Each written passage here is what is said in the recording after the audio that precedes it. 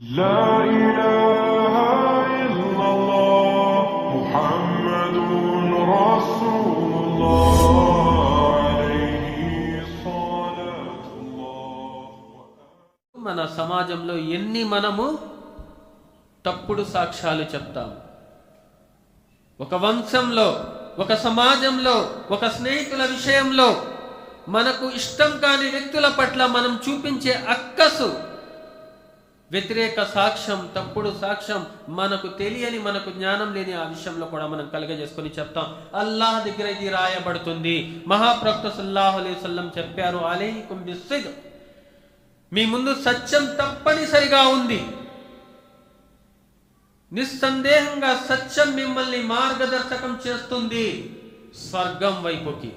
ఒక వ్యక్తి ఎల్లవేళలా సత్యాన్ని అనుసరిస్తే, సత్యాన్ని పాటిస్తే ఆ వ్యక్తి అల్లాహ్ దగ్గర సత్యవంతుడుగా వ్రాయబడతాడు, లిఖించబడతాడు.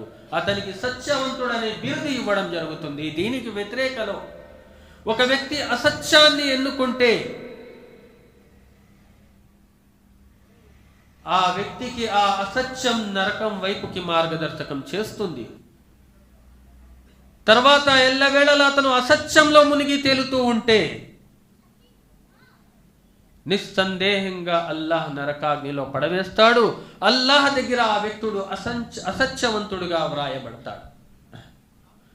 ఒక వ్యక్తి ఒక సందేశాన్ని చేరవేయడంలో అసత్యాన్ని వాడితే తద్వారా చేసే వ్యక్తి వేరే ఉంటాడు ఆచరణలో, కానీ చెప్పిన వ్యక్తి కూడా శిక్ష తగ్గదు, అతను కూడా అందులో సమభాగమే. మనం కేవలం చెప్పాము, చేయడం అతని పని, మనకేంటి పాపంలే అనుకుంటే కాదు. మనం ఇచ్చే ఆ అసత్య సమాచారం, దాన్ని అనుసరించిన ఆ వ్యక్తి చేసే నేరము, పాపంలో మన భాగం కూడా ఉంటుంది. మనకు కూడా శిక్ష తప్పనిసరిగా ఉంటుంది.